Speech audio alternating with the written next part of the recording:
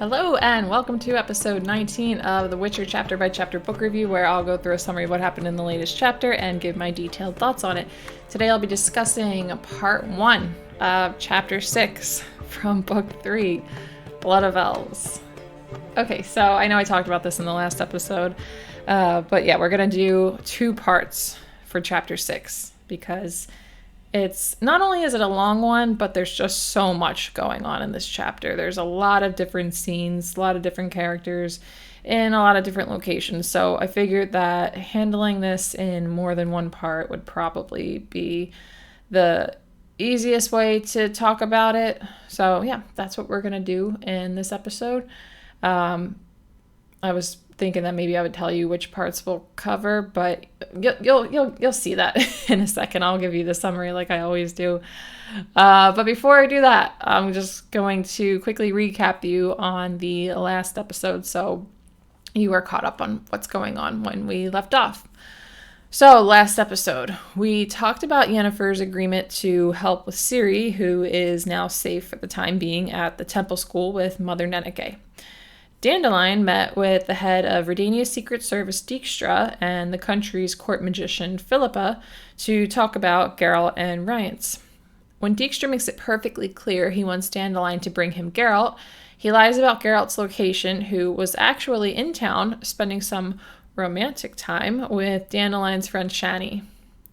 Philippa enters the room when Dandelion is warning Geralt, and they discuss Ciri and her safety, and that they would both like to know who Rience is.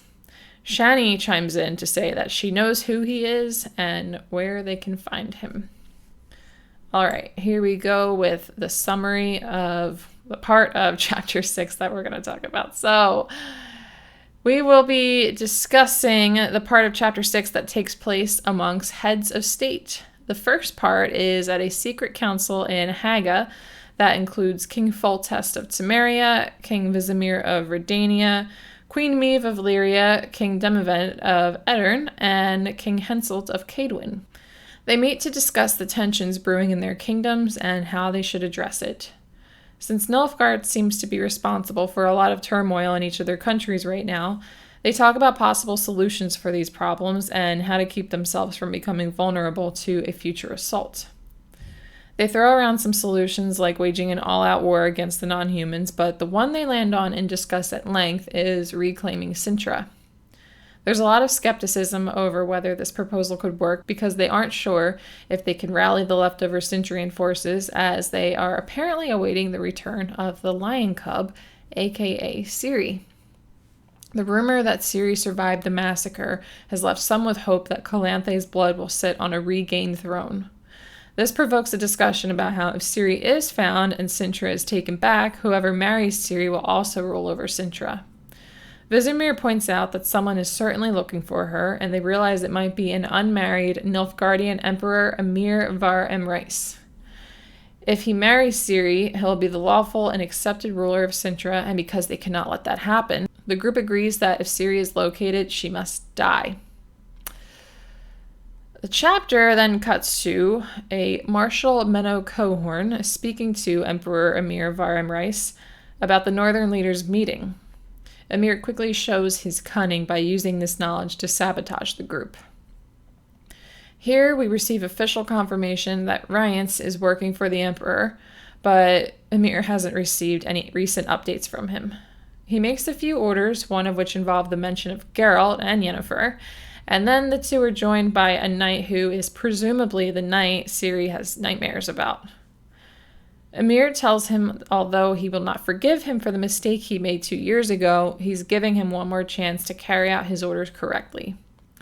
But before we can learn what those orders are, the part ends. Another little cliffhanger. I don't know, maybe we'll discuss that next week. Maybe that is in the rest of the chapter. I was going to say, it's a spoiler to tell you this. It's honestly kind of not a spoiler. We don't find out by the end of chapter 6. So that is something we will not be discussing. Everything that we left off on in this part of chapter 6, there might be a few little things that this ties into, but we don't really get a lot of answers. We just get more questions. But it's very intriguing. But yeah, we'll get to that next episode. But for now, we're going to discuss the part that I just summarized. So we'll take it from the top as usual. The Monarchs, so all the kings and the queen, they're not sure whether or not Nilfgaard will attack again, but they decide they cannot sit and wait and do nothing, which, I mean, makes sense. Meave points out that Nilfgaard has time to wait, but they do not. And this is because other tensions are rising after Nilfgaard basically proved the northern kingdoms were so easily disturbed. And one of these things, an example of one of these things is the Scoia'tael. They're basically waging war, and we went into that in great detail previously. And it seems to be creating this ripple effect with the dwarves of this place called Mahakam, the dryads of Brocklon Forest, which we recently became familiar with, and they're anticipating the possibility of the free elves of Dol Bothana to rise and fight. And that, if you didn't remember, was the elves that we met in the short story, The Edge of the World. That's the one with the Sylvan, Torque, and then Dandelion and Geralt get captured by the elves, and then the elves are about to kill them. And then they end up being able to go free. But right before they go free, Geralt and the elf, Filavandrel, basically agree that they'll meet again on the opposite sides of the battlefield. So it was kind of implied before that the elves of Dol Bothana are maybe going to fight the humans. So, I mean, that's brought up again here. So it's not seeming like it's super unlikely.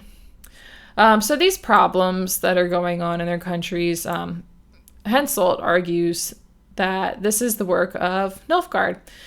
So he says that Emir's emissaries are inciting the non-humans and they are spreading propaganda. And this is actually something that back in chapter 4, Yarp and Zegrin said the same thing. So I think that we can safely say that that is what's going on. Like, the Nilfgaard is the reason that the Scoia'tael are doing what they're doing.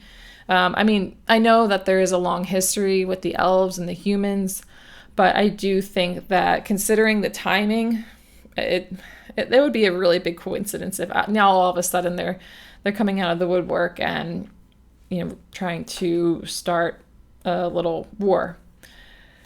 So if what they are saying is definitely true, Nilfgaard may be planning another battle offense, but what they are doing is trying to tear down these countries from within before doing so. They're trying to make them vulnerable so that they're not defeated again.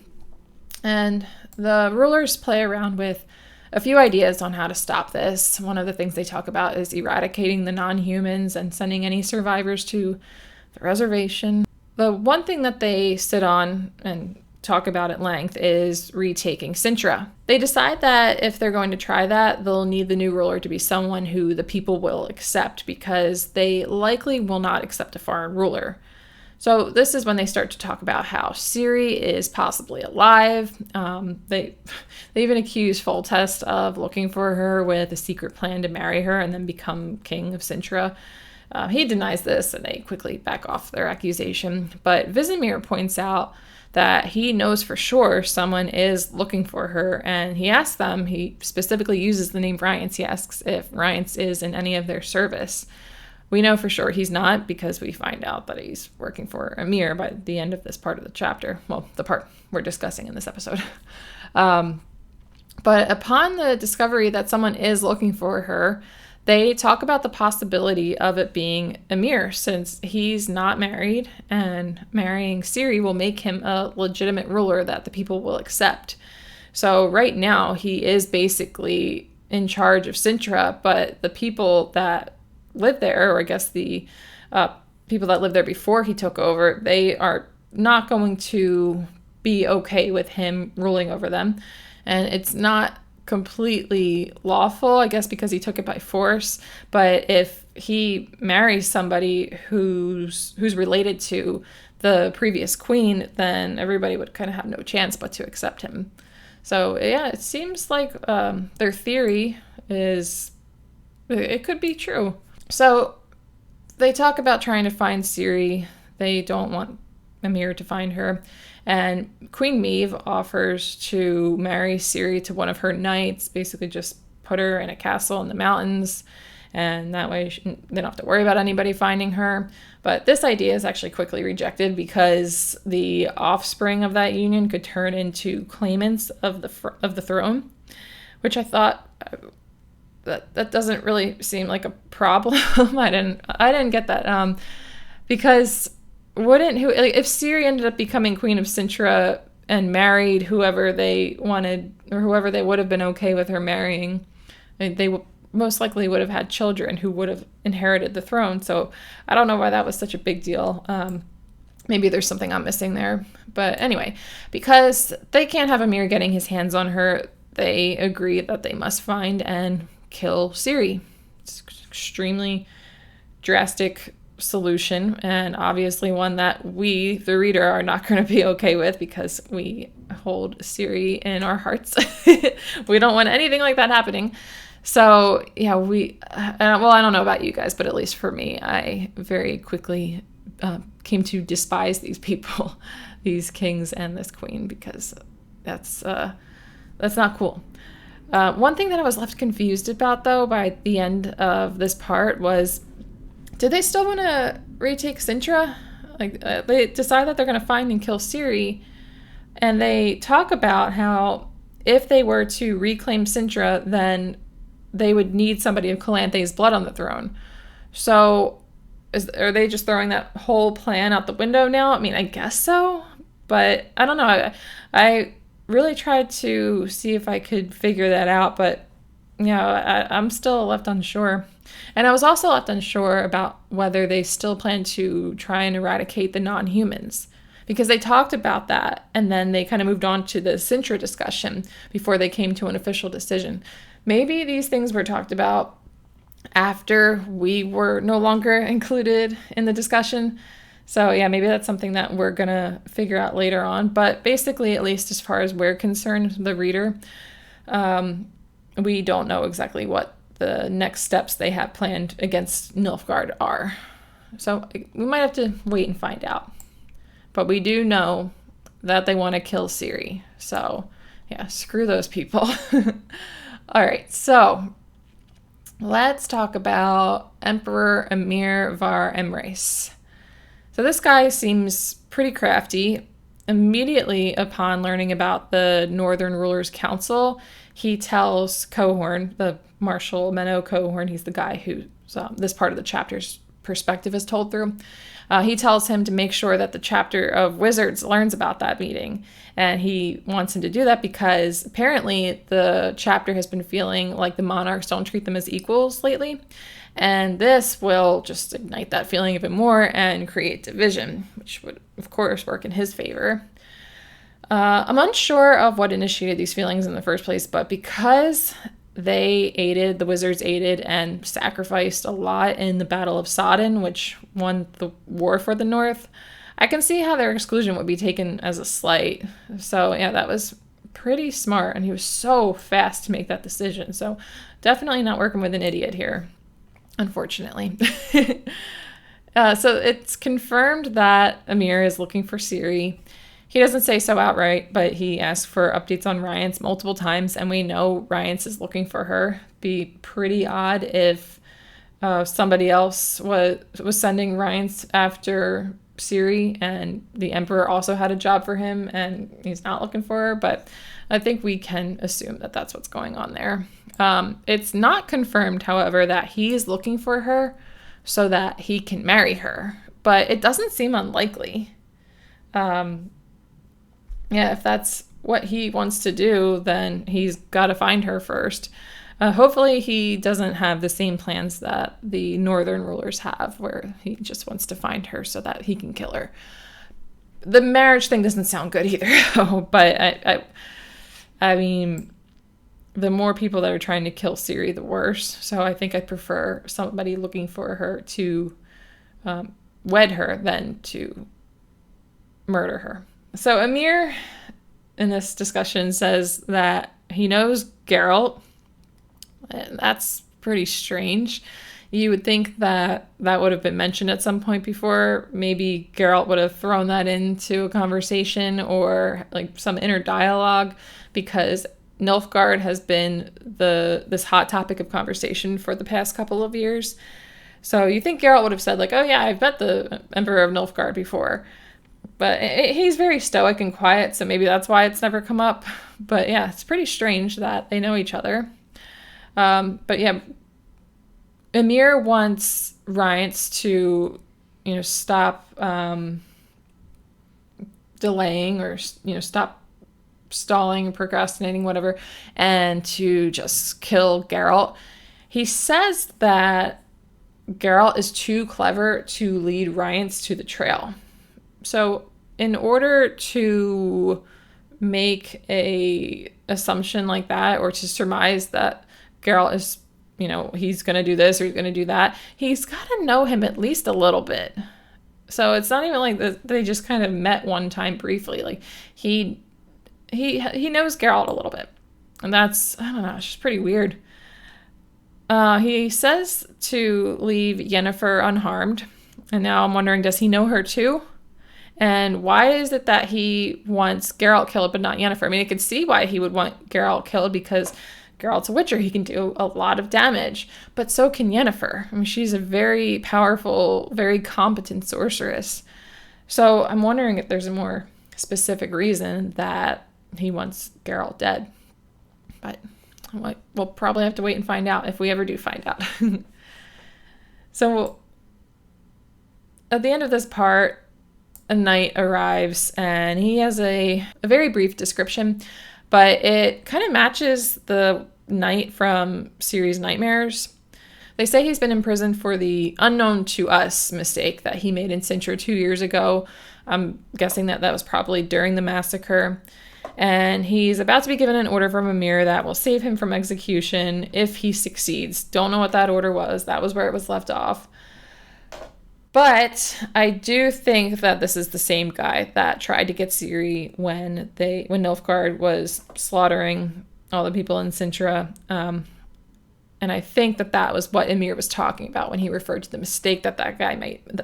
That guy made. So Emir's looking for Ciri, and that guy was about to get her, and I don't know what happened. I don't know how she got away, but she obviously got away. So that's got to be what he's referring to there. That's got to be why he won't forgive this guy.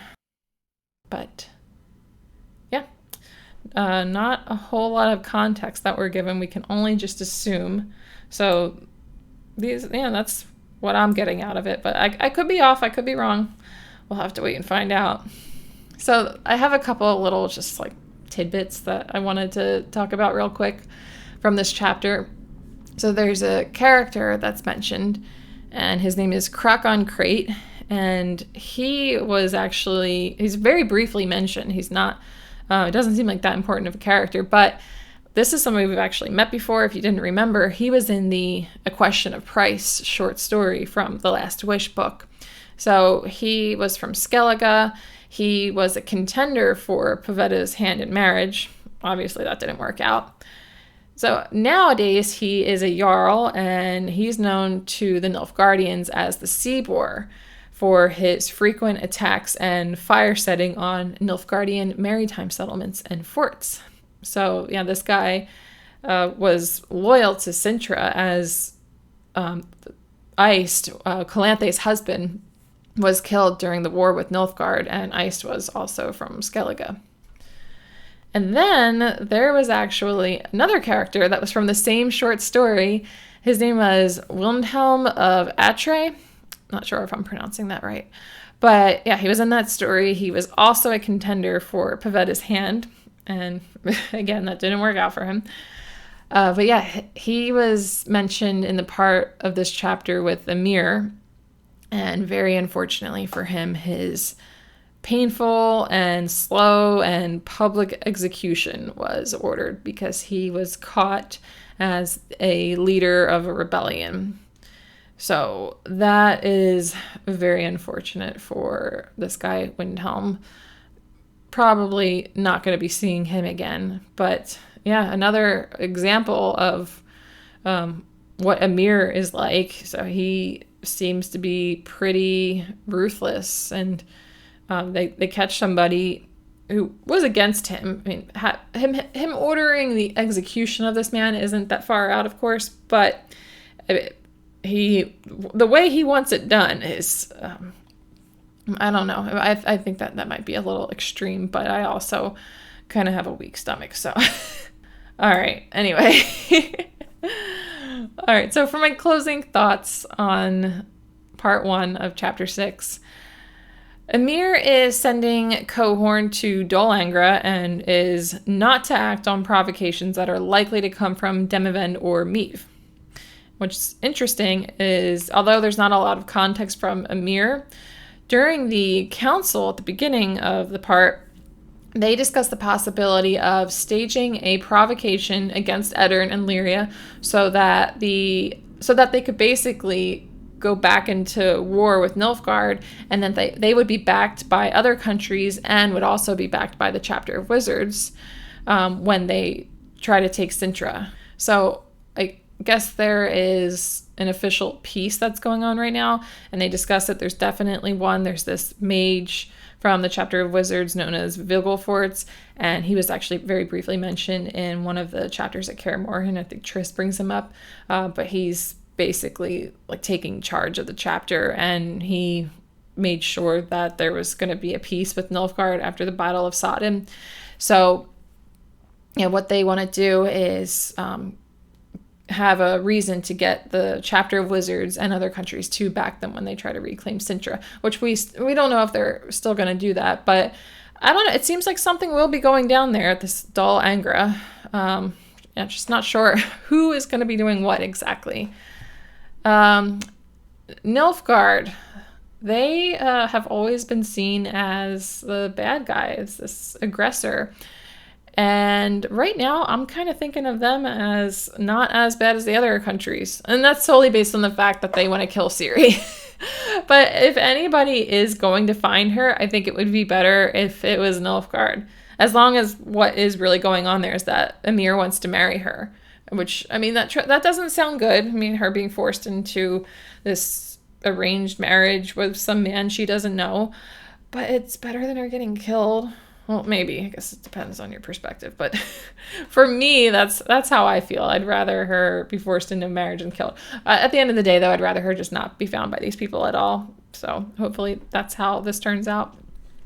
But yeah, either way, Rience is the one looking for her. He's pretty dangerous. He seems like a very all-around bad guy. And I'm sure he's been given orders not to kill Ciri, but he might still harm her somehow. So yeah, that's another thing to think about, I guess, that we really just don't want anybody to find her. Speaking of Rience, he now has very strict orders to take out Geralt.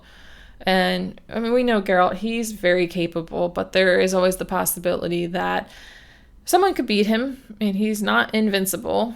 And you also got to consider that his death has been prophesized twice now. And I mean, he's been fine, but it just doesn't seem good.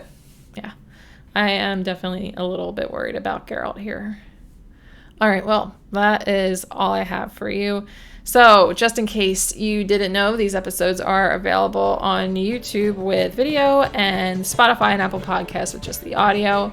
Thank you so much for joining, and I will catch you all in the next episode. Goodbye.